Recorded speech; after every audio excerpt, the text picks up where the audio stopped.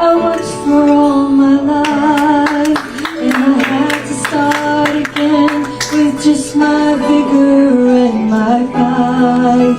I thank my lucky stars to be living here today, 'cause the flag still stands for freedom, and they can't take that away.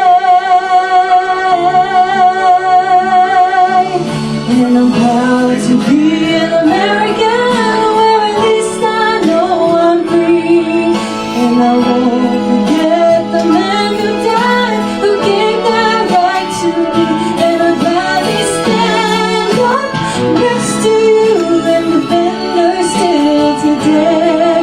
'Cause there ain't no doubt I love this land. God bless the USA.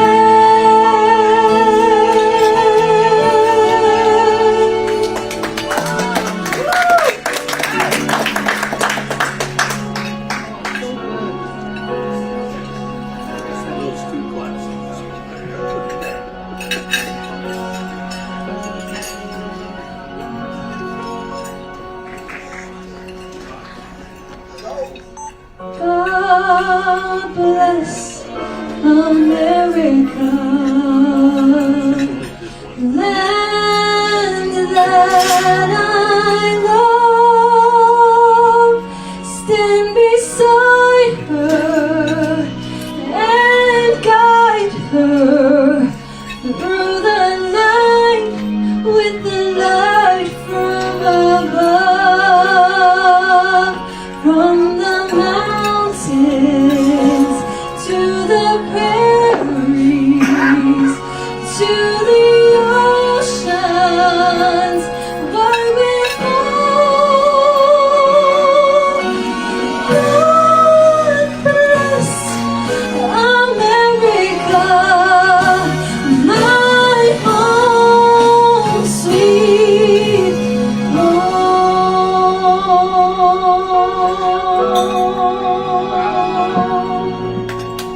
God bless America, my home, sweet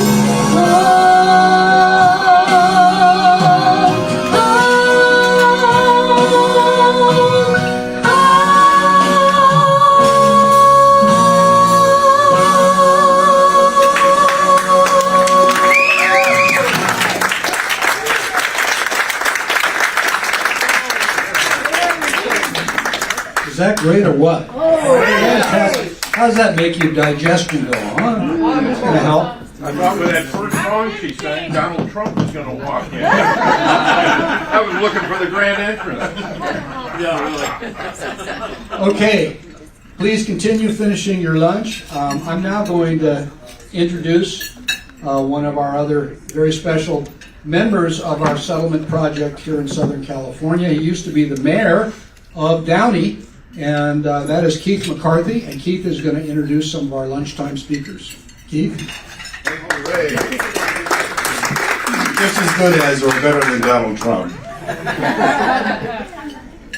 I just wanted to mention, we're fortunate to have a number of elected officials here today, or formerly elected officials. I'm going to just read them off because not everyone's going to come up here. But we will hear a welcome from Mayor George Chen of Torrance in just a moment. Also with us is Scott Baugh, former Assembly Republican leader, now candidate for the 47th Congressional District. Scott, are you in the room? I am indeed. Perfect. We'd like to have a couple of words from you. Also, Stephen Choi, former mayor of Irvine, where we are right now. And Stephen is also a former assembly member and now candidate for the 37th State Senate District. A candidate for the 29th Congressional District in Los Angeles is Benito Bernal, here with his wife. Candidate for the 73rd Assembly District, Scotty Piotr, here in Irvine. Past Mayor of Irvine, Christine Shea, is with us today. Christine, thank you for being here. she's here somewhere. And council member, a good friend of mine from the city of Downey, Hector Sosa, is here with us. Thank you for coming, Hector. And the founder and chairman of the Los Angeles County Hispanic Republican Club, David Hernandez, is with us.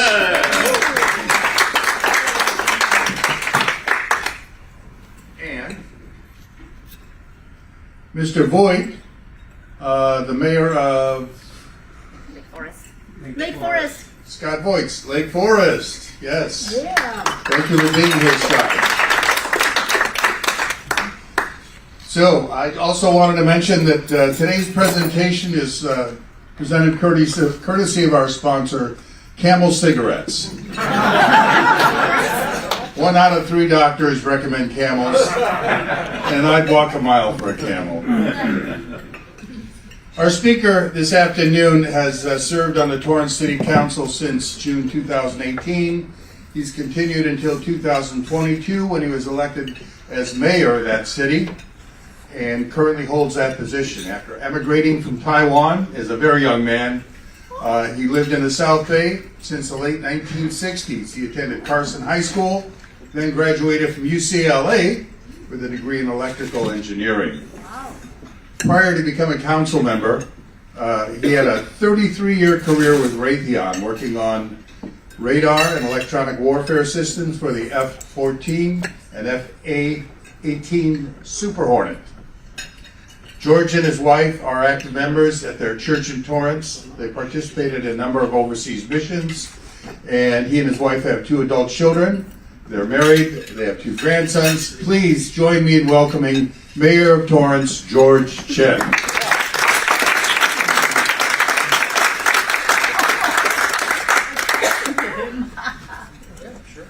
Welcome, George.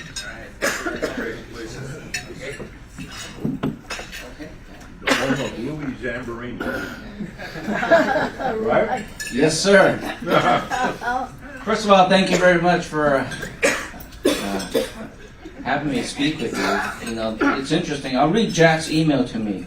While most meetings will present most of the meeting will be presenting we also need a practical discussion about the importance of getting out the vote and the need to be engaged in our representative government. So I thought about that and I go, that's still kind of broad. I'm not sure what you really want me to talk about. So I had a blank sheet of paper and I was taking notes down while this meeting was going on. So here it goes. This is a really off the cuff here.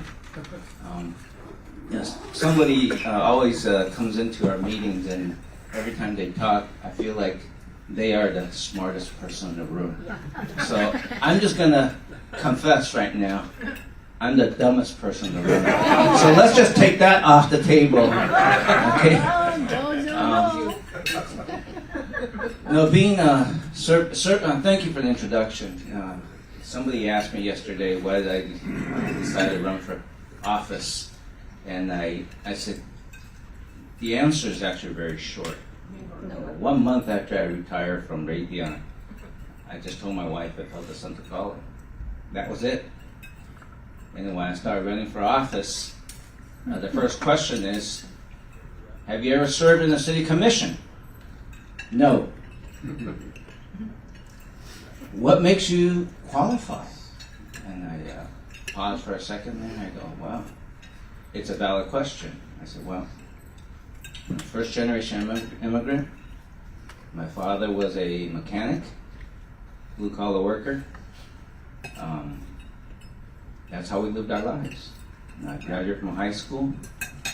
We don't spend more than we take in. We're blessed to go to college. Probably one of the few people, if I look in a room here, some of you maybe, is also people who graduated from college, went to work, and actually retired from that same company many years later. So anybody here has done that? Went to one company out of college and then retired out of the same company, right? So I'm just the only one, so it's a rare thing nowadays. But it was just a sense of gratitude and feeling blessed. I think maybe that was it. And I'm not a not very spiritually charismatic, so I'm just speaking from the heart here. And I think that's, so I said, doesn't my life experience and my professional experience mean something? I'm just one of the committee members, right? The home of a blue-collar worker, worked in the industry as first half of my career as an engineer, second half of my career as a program manager. So the program manager at aerospace companies, some of you may be aware of, you have full P&L responsibility. P&L meaning profit and loss. So you own it all for the financial responsibility, the schedule responsibility, the risks. You own it all. If you don't, you get fired. Only in government you cannot succeed and not get fired. So, but something I just want to share with you as I heard some of the questions here, and yes, I am a Christian, but I think what my pastor said after my miraculous first time I got elected to city council, he said, you know, your story is a little bit like, getting a little emotional here, like Esther. I did not think I was going to be in public office. I did not think I was getting elected, actually. There was, you know, all the statistics, all of you who are professional candidates, the statistics were really against me. I had no social media. I never served as a commissioner. No one in the committee knew me. Like, how in the world are you going to get elected? You know, you have no name recognition. So I had to work the hard way. I had to learn. I had to learn how to create a Facebook account, learn how to do Instagram. To this day, I still don't have a Twitter account or X. Okay, so I don't know how to tweet. You know, people get on my case about it. But it was just vetting myself and just following, I guess, my heart, you know. There you go. And I think at the end of the day, I think it was a miracle of God. I'm not going to claim any credit. However, even my buddy Felix down there who came with me, we worked very hard. It's not one of those things that we just prayed and just assumed things will happen. Right? We need to be responsible. Just like in our professional career, you got to work hard. You don't expect a promotion just because you sat in the chair for 30 years. Right? You really need to work hard. So the reason I'm here today, I think, is because there's an element of the miracle of God. Even when I ran for the mayor's seat, there was no way statistically I should have been elected. Because my opponent had probably out-endorsed me by about 3-1, you know. I know you don't like these names, you know, from Ted Lieu, Maxine Waters, you know, Al Marizzucci. You win. Right? I mean, no one endorsed me, even when I think the well-known conservatives in the South Bay, if you just watch the history, somehow they all kind of shied away from me. And maybe they thought there was no way I could win, and statistically I should not have, probably. You know, they outraised me. But I think that some of the elements maybe is there's an element of a miracle of God. I think the other thing is I went and shared my values. I think there's something about values. I think a lot of questions here was, you know, yes, God had a part in it. But when we're campaigning, not everybody is a Christian. The city of Torrance is about 40% Democrats. There's no way I'm going to win a seat, you know, that way. We need the crossover votes. So I understand some of your responses here. We will not win a seat unless we get crossover votes. And we need to talk to the everyday person in the language they understand. It's got to be C-spot run. They need to understand what your values are and what your message is within 10 seconds. They will know if you're authentic or not. And maybe they saw some of that authenticity. Because I really don't have to run for office. I know a lot of people threaten me, even nowadays, you know, you better do this and do this, or else I'm not going to vote for you. And I'm just chuckling in my mind, and I'm just thinking, you really don't have to threaten me because I'm actually serving at my pleasure. And I don't really have to do this. So now I'm going to get ready to get off the stage comments and things. I think that some of the key things I share with Felix, even driving here today, and I wish my own church would do more, is every faith-based organization, whichever faith you are, you're always trying to bring people to your faith. Yes. And that's your mission field. But I believe at this day and age, elected office, being in the positions of academics or board agencies like water, AQ&D, is the new mission field in the United States. Yes. I would challenge all of you to go back to your homes. Think of the United States as the new mission field. Because when my pastor said that to me, it's unbeknownst to me that God was preparing me for 33 years for such a time as this. Yes. And we see that every elected office, for the last 20 years, the frog has been boiling. Because folks with values different from ours has been moving into teaching positions, high school, higher learning like Harvard, the bigwig schools, Berkeley, right? And then they make the decisions what our kids are going to be learning, right? I go to conferences with council members and mayors all over the United States, and I see a lot of people who got in the office, and I'm thinking, there's no way these people should be serving. Yes. However, they stood up and took a risk. So my get off the stage moment is, should you have that calling and should your life and skills match, do dare to step up and make your legacy count. Thank you.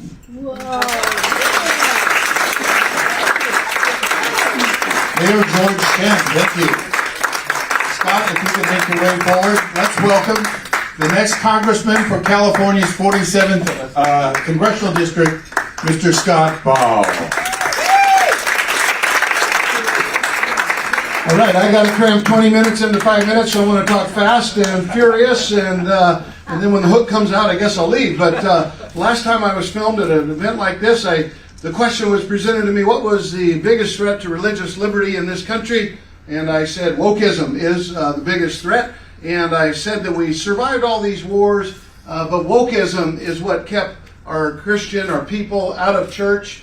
And the wars didn't keep us out of church. And of course, what did the media say? I said wokeism was worse than all the wars we ever fought. So I'm always careful about when somebody's filming me, make sure they film the whole thing so we get everything in context. So what's the context of why we're here? I'm going to go back 200 years before Christ. Okay, I got to talk fast to get to the present, right? Okay, there's a gentleman named Polybius. You ever heard of Polybius? He was a Greek fellow that he wrote about why the Roman Republic was so devastating to the Greek Empire. And he said that the key to the genius of the Roman Republic was the separation of powers. And he wrote about their Senate and, of course, their consuls and then the assemblies they had. And he wrote about that, was the genius of it. And then Montesquieu, I'm going to fast forward, in 1600, that's 1800 years forward, right? He wrote about Polybius, and he wrote about the separation of powers, and he wrote about the genius of that and why it was so important. Then you fast forward another 150 years or so, and our founding fathers, they quoted Polybius, they quoted Montesquieu, and in the Federalist Papers. And by the way, how many of you are Federalists in here? How many of you are anti-Federalists?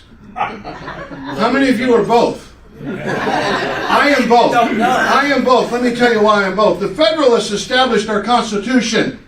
The Anti-Federalists established our Bill of Rights right here. You needed both, and the condition for the admission of New York and another state, I think South Carolina or Georgia, was the Bill of Rights. The Bill of Rights are important. So just because this word anti-federalist is there, don't think it's a bad thing. The anti-federalists brought us the Bill of Rights that are important to our freedoms, our religious liberty in this country.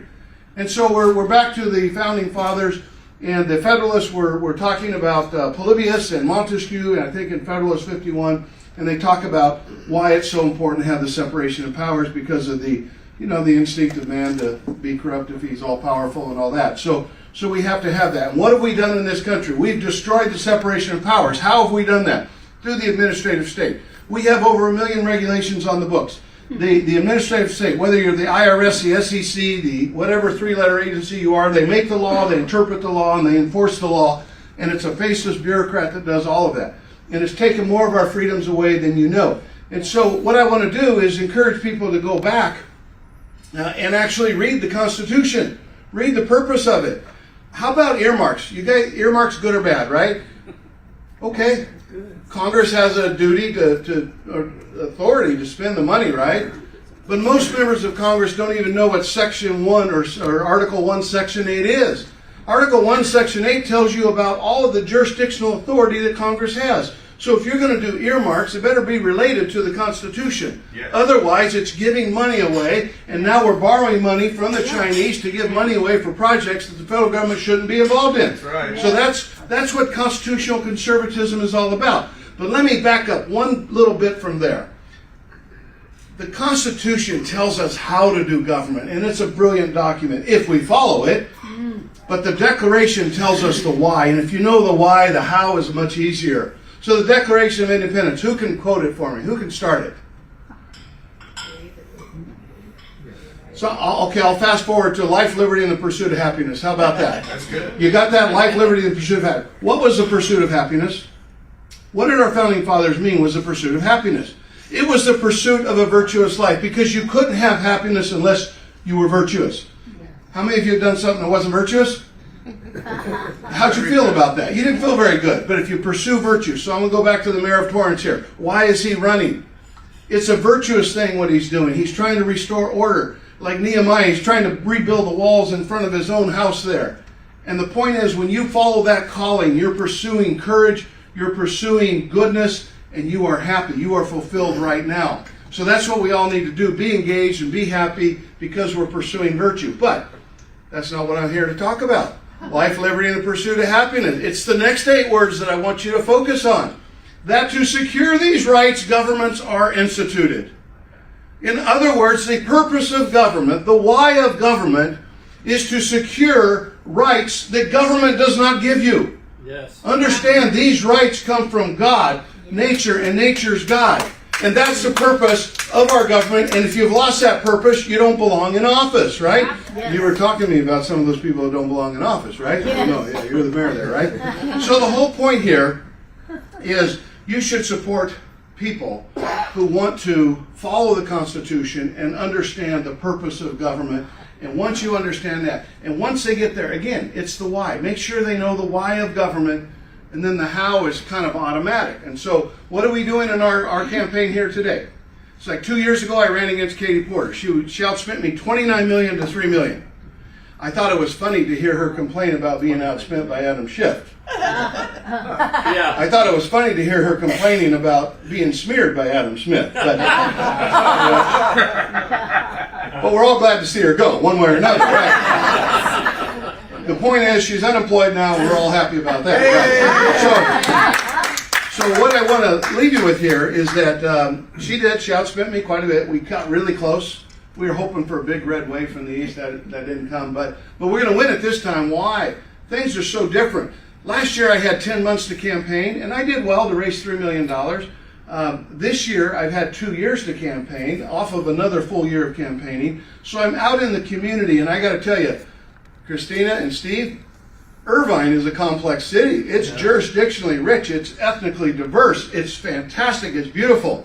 I've eaten pig intestines and chicken's feet and pig's ears. I mean, I go to the festivals. They're fun. The Nowruz and the what was it last weekend? The Holy Fest, right? All the colors. I mean, this is a beautiful city. It's diverse, but like you were saying, we have to get out in the streets. We have to talk to people where they are and tell them about our values. And I've been doing that over and over again for 2 years, and we are making progress into all of these different communities. Equally important, I'm number 1 in fundraising in this race. That's a lot better than being outspent $29 million to $3 million. we just came out of the primary. I have 1.7 million left over, and now up at 2 million. And my opponent, what's his name, Dave Mann? Yeah, some people call him DUI Dave, but you know that's a different problem. But he's running, and he had about 150,000 left over from the primary. So, and listen, the Democrats will spend whatever it takes against me. I get that, but we're gonna work harder. We're gonna spend more. We're gonna have more resources available to us. The Club for Growth endorses economic conservatives. They're behind me. All right. The Americans for Prosperity are looking to come in and help. AIPAC's looking to come in and help. Who else? Congressional Leadership Fund. The point is, the national groups, they smell blood in the water. They smell Democrat blood in the water. This is the #1 pickup seat for Republicans in the country, because they smell blood in the water. But let me tell you this, it's not the national groups that are going to put us over the finish line. It's groups like you. It's groups that are local here. It's the local folks, the Lincoln Club, New Majority. What is it? We are Costa Mesa. I was out there this morning walking a precinct with them. It's like, it is the local groups, because the people are fed up. They're tired. They know we're losing our country, and they know this battle needs to be fought by courageous people. So I'm here to say, please stay engaged, be courageous. Yes. Finance my campaign, and God bless America. Oh, wait. Okay. So if you want to help, ballforcongress.com. It's really easy. But I want to give you my phone number. Ballforcongress.com, or my phone number 714-470-5220. And if you call me or text me, I'll respond, usually with a request for money, but hey, I'll still respond to you, right? 714-470-5220. Hey, thank you for your participation. Thank you for your love for this country. God bless you. Thank you.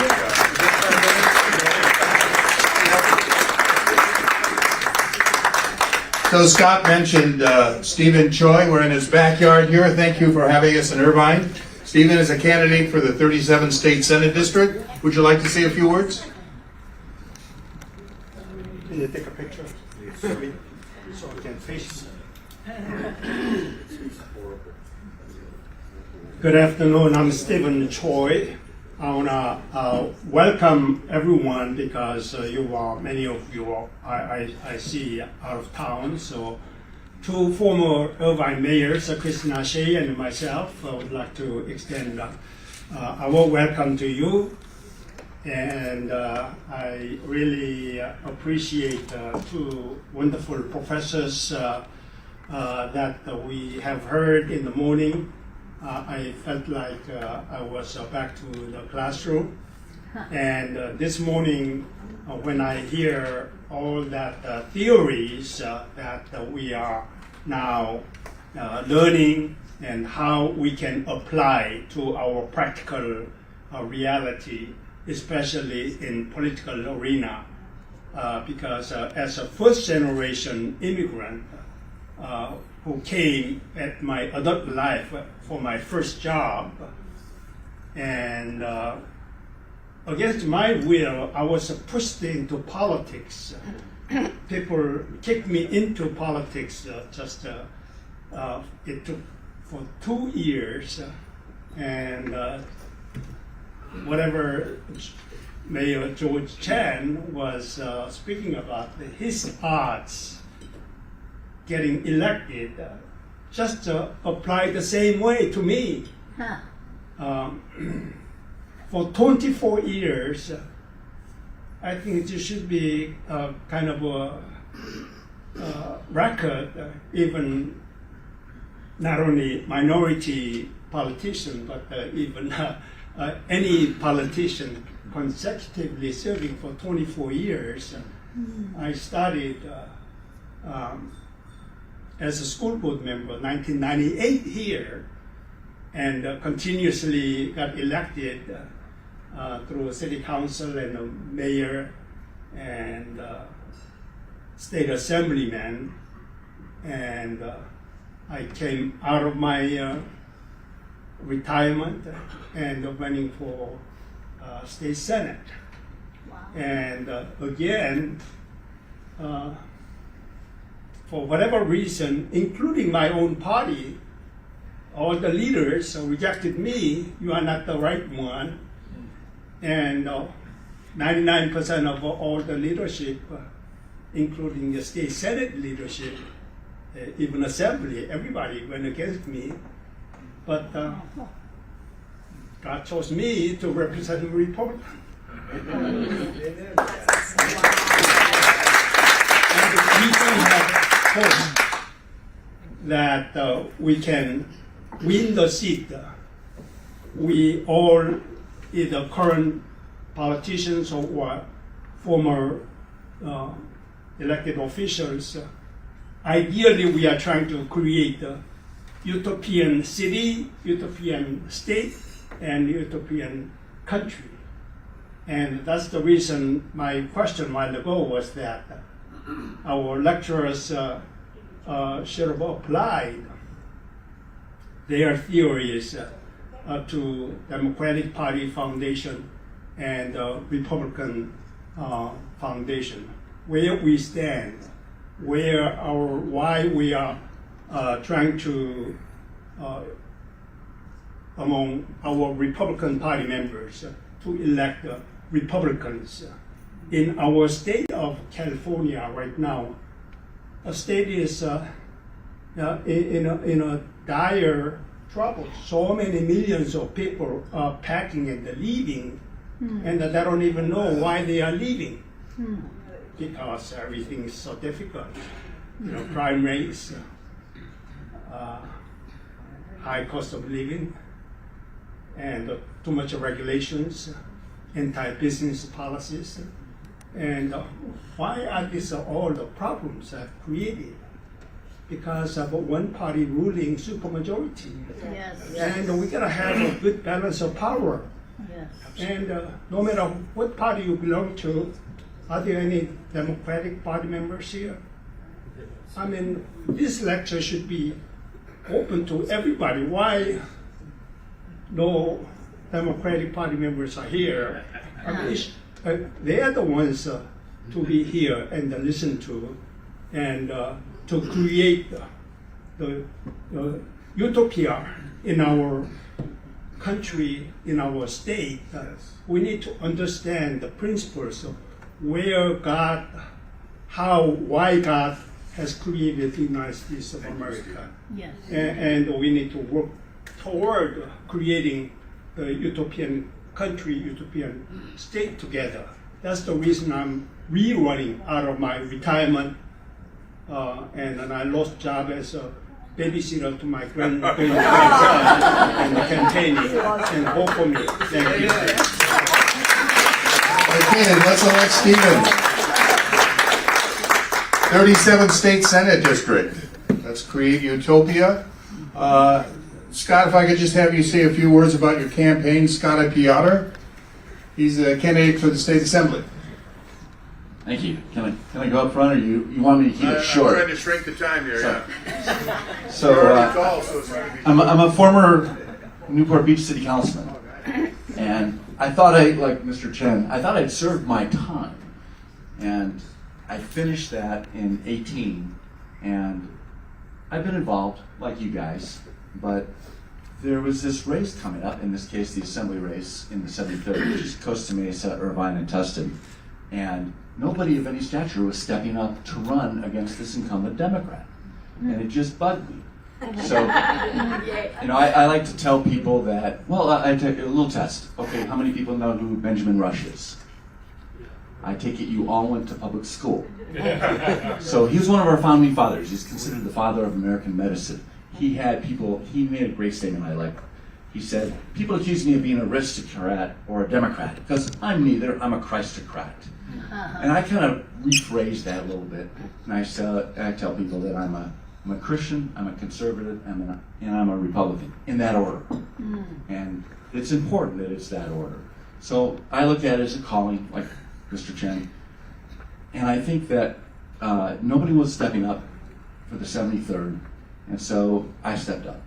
I filed my papers literally the Monday before they were due, and I won. I beat my Republican opponent 2-1, but there's an incumbent Democrat, Cotty Petrie Norris, who is a very, very ultra-liberal candidate. And This is a district. Carpetbagger. What's that? Carpetbagger. Yeah, she's a carpetbagger. She lives in Laguna Beach, but she wants to represent us. So she got a little apartment in Irvine. My district is totally within Stevens' district. My district's totally within Scott Baugh's district. So if you work and vote in my district, it's a 3 for you. You'll have all 3 of us out. So I encourage you. One of the things that I'm trying to do in organizing and running my election is I'm trying to get school board candidates, city council candidates from my 3 cities to work together with me. I want to help them get elected. I can provide electronics and digital kind of services that they can afford in their little campaigns. They can afford, they know the people in the district, they know the volunteers. So you guys, like I stepped up for the assembly, you need to step up for school boards, particularly, water boards, city council races, or get somebody to do that. And then, like I said, what I'm trying to do is I'm trying to unite all those candidates to run together and use the resources that we have to win as many of those seats as possible, to help Stephen, to help Scott, and to help those school board and city council candidates. So thanks for coming today. It shows that you guys are committed to the cause, and I hope that you'll consider being a candidate for November or finding a candidate in your city. Thank you. Taxfighter.com is his website, taxfighter.com. Let's win the trifecta. Scotty Piotr, Mr. Choi, and Scott Baugh. I'd like to hear from Benito Bernal and David Hernandez. Benito, you're going to have to tell a very short story, but you have a great story. Okay, so I don't know if this can be done really, really short, but I'm going to try. So just look, I'm not going to talk about the politics. I'm not going to talk about my race. Obviously, everything that you've heard so far is exactly the reason why I'm here. What I need you to understand is I want to try to connect the dots, especially after listening to the presentations that were made today. I am a former strategist and organizer for the Latino Democratic Party. I am a former elected official vice president for SEIU Local 99 that represents classified employees in the school districts, many of the school districts. Very powerful position that I held. Now, the reason why I share that with you is because I want you to understand where I'm going and where we're leading with all of this. So I'm going to tell you the strategy that was shared that I taught the Democrats and the Latinos. It was called the box. And the reason for the box was 4 or 5 issues that we repeated over and over and over. And that was just so that every candidate, everybody is speaking on the same issues and it sticks into people's minds. What happened over the years was that the Democrats and the unions decided to use it and create lies and repeat the lies over and over and over. So when I was vice president, let's go back 19 years ago for SEIU Local 99, I helped expose the corruption within the unions. I was a Democrat and Republicans were asking me, why does our money have to go always behind Democratic candidates? I said, you're absolutely right. You should have a right to have your money go wherever it wants. Obviously, my executive board didn't want to hear it. The International didn't want to hear it. So I did more investigations. I started doing more investigations. I found a lot of corruption. I exposed SEIU. I had the entire executive board removed, facing federal charges. I had a city councilman, Martin Ludlow, from the city of Los Angeles, who was forced to resign because his money, his hands were also in the pot. But here's what I want to share with you. I know we don't have much time. I want you to hear from David, good partner of mine for 20 years. 5 things that they want to do, actually 6. Here's what the unions wanted to do. We talked about God. We talked about God being the center of everything that we do, correct? So what the union strategy was, number 1, was to take the Bibles, first take God out of the schools. We covered that. Not only did they want to remove Bibles from the schools, but it was to remove Bibles from the hotels as well. Because when somebody's suffering, where do they usually end up? In a hotel. What do they reach for? The Bible. Okay, those are 2 things that they wanted to remove right there. Then they were going to go after parental rights, religious freedoms, after the hearts, minds, and souls of our children. They wanted to change the definition of the rainbow. So when I got wind of that 19 years ago, I went very vocal, very public, exposing what they were trying to do. But here's the interesting part. I'm a part of Churches in Action, which is an international national organization. When I spoke in front of the churches, Catholic Christian churches, with hundreds of pastors and priests there, 19 years ago, warning them of these things to come, warning them of the strategies of the unions in the Democratic Party, I was kicked out of the churches. Wow. Think about that. Wow. So when you talk about the churches, how the churches had turned their back, they turned their back on God. They were refusing to do it, but you got to ask why. Why did they do that? Because what I realized later throughout the years is many of these churches follow the money. Yeah. Many of these churches receive money from government agencies. So if they speak up against the Democratic Party and the unions, what happens to their money? So there was 5 issues that we were going to deal with as a Democratic Party and Latinos. Illegal immigration, gang violence, teenage dropout, teen pregnancy, and the abuse in the welfare system. Destroying the nuclear family, keeping our young kids in need of government, and let our kids keep killing each other. What they did was instead of doing something about it and addressing the issues, they found ways to exploit the sufferings of our community. So follow the nonprofit organizations within your district, follow the money, see who they're connected to, and you're going to see that it all leads back to the Democratic Party. So I'm going to leave you with this because I need you to hear from David. We put a plan together 16 years ago. I'm going to let David talk a little bit more about that plan. You're going to hear it here. I come from a district that is plus 26 Democrat. No one gave me a chance to make it to the runoff. But because of my history, because of my track record, because of my involvement in my community, name recognition, which you name, with $7,000, I made it to the runoff. In a plus 26 district. But I need your help. I did bring some contribution envelopes with me today. I'm going to leave some up here. All right? I'm going to leave them here. And if it's in your heart to help me get this message out, because as a former union vice president, I can flip the unions. I've been doing it. My wife and I have been knocking on 300 doors a day. 300 doors a day, Democrat, Independent, Republican. And we are flipping them as fast as you can imagine. But I cannot knock on 85,000 doors. I'm going to need your help. So I hope you take that into consideration. You can go to bernalforcongress.com. bernalforcongress.com where you can make a donation. Thank you so much. God bless you and God bless America. Thank you. You know, what a very informative, enlightening, scary morning we've had. You know, and that's the why. So some of you know me as a founder of the Hispanic Republican Club. Others as the talk show host on AM 870 The Answer. And, but recently, within the past 6 months, I was elected to the California Republican Party Executive Board. So I represent the California Republican Party. And believe me, we have a lot to overcome. So I'm the regional vice chair representing all of Los Angeles County. So that's 10 million people, 88 cities, and a county central committee that is in dire need of help. There are 24 state assembly districts in LA County. You know that there's 2 assembly districts with no one on the central committee? So when an injured police officer who decided to step up and run for state assembly and also started the Resiliency Project, which addresses mental health problems for law enforcement, called me and said, David, there's no one on the central committee in my district. How can I get an endorsement if there's no one there to give me the referral? The position that I hold now, I look at it, and we talked about responsibility. I have a responsibility to every candidate in this room, to the 1 million registered Republicans in Los Angeles County. 99% of them have no idea that the Republican Party even exists, and that's not their fault. The responsibility rests with us. That is actually the good news.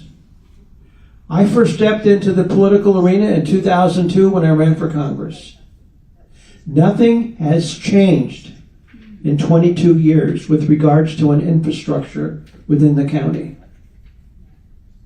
That's why I accepted this responsibility. Because we are building the infrastructure. We are educating individual Central Committee members as to what it means to be a Central Committee member.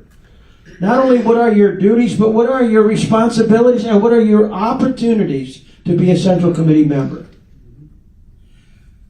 People are stepping up all over. They want to do something, but they need the guidance and the direction. And so we're holding regional meetings, training sessions, Central Committee 101. We have one this month in the San Fernando Valley where we're training 7 central committees. We have one in Linwood next month where we're treating all of the central committees from Long Beach to East Los Angeles and the ADs on either side. And then we'll be moving over to the Torrance area and the west side and San Gabriel Valley. So in order to do that, in order to fund those individual central committees and showing them what they could be doing, come up with a budget.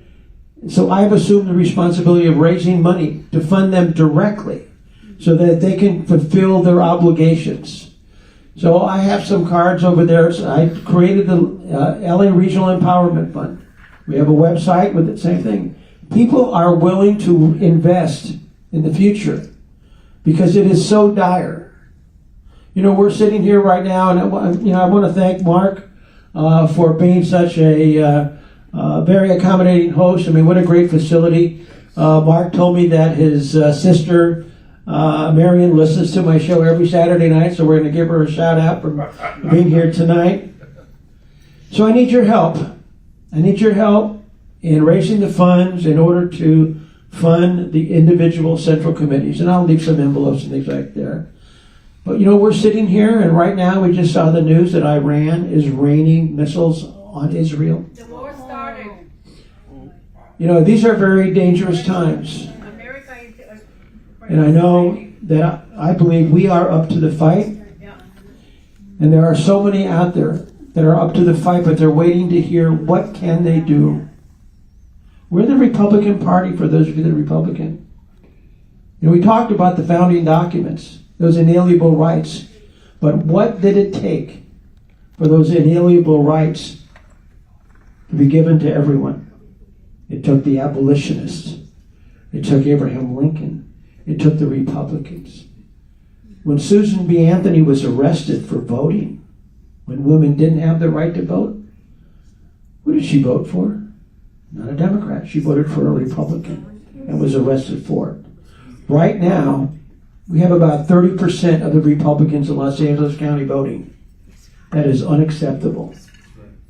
We don't need all of them. But if we get the voting up to 65%, and our candidates in LA County will transform Los Angeles County from an anchor around the neck of the Republicans in California to an engine. And that rising tide will impact all boats. You know, very perilous times, but the opportunity is there. And so I want to thank you all for all that you continue to do. And Keith, you know, I love that 710 corridor. And so we'll be in Linwood next month. Thank you. Very good. David Hernandez, thank you very much. Thank you for your work. I'm going to turn this back over to our wonderful